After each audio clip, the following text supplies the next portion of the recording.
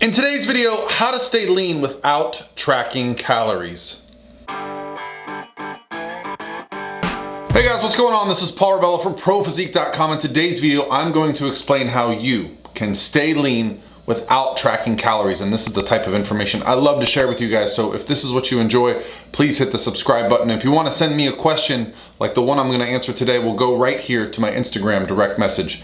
Now let's discuss that question. I've had good results with counting calories using flexible dieting and getting my desired physique of around 8%. I understand this is not sustainable, but I believe that it is possible to maintain 10 to 12% year round. I'm now looking to move away from counting calories and start using my intuition and remain fairly lean around 10 to 12% year round. Do you have any tips on how to move away from counting calories and rather going on feel, listening to the body? And boy, do I ever, because let me be honest with you, I don't expect everyone that tracks calories to track them year round or for the rest of their life. But something that I very, very much believe in is that the value of learning how to track your macronutrients and track your calories to reach your goals, you're doing something, you're learning, you're understanding what actually food is. Flexible dieters, people that basically track whatever they eat, plug it into an app, over time, you start to develop a sense of what is in food. And by this, you can easily just look at a plate of food and start to understand what the calorie intake is. But I want to get even further past that. I want to get to this place where we call intuitive eating. Now, the most difficult part for intuitive eating, especially when you're lean, is that your intuition is going to be wrong. Your intuition, your brain, your stomach is going to lead you to overeat. It's going to create stress. It's going to create hunger. You're going to find yourself walking into the pantry for no reason, staring at food when you're really lean. But if you want to get to 10 to 12%, I have some really good advice. Once you've gone through this process of focusing on what is in food and you start to understand, okay, maybe there is some better value in things that are higher in protein. Well, let's talk about the two main things that I want to focus on. The first thing I want to discuss is making protein our primary food at each meal. That's right. If you are getting a large dose of protein in every sitting that you sit down to eat, that's going to really help you with over-consuming calories.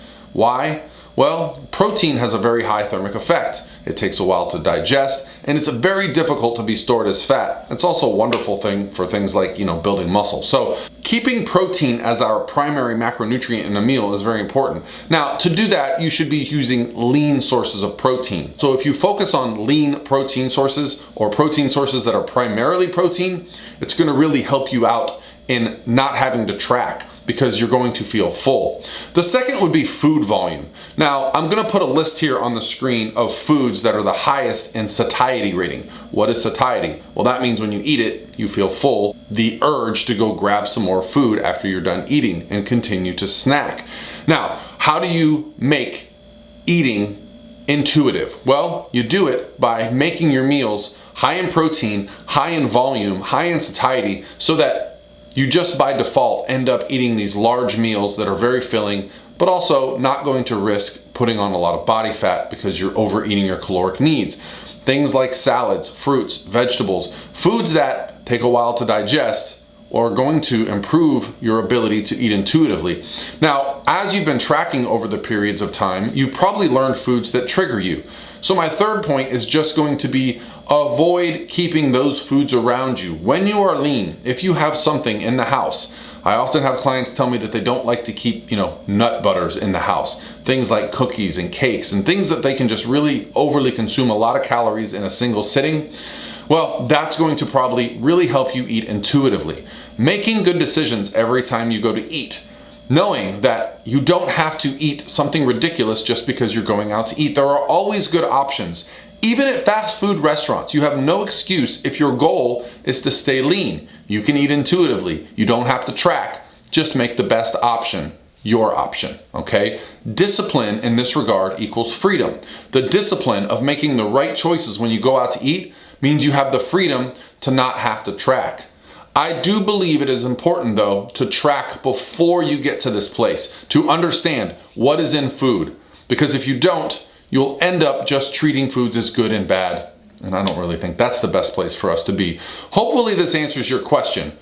And this is something I often say. It is a lot harder to get lean than it is to stay lean, okay? Keeping body fat off is as simple as just keeping the habits that you've developed to get lean.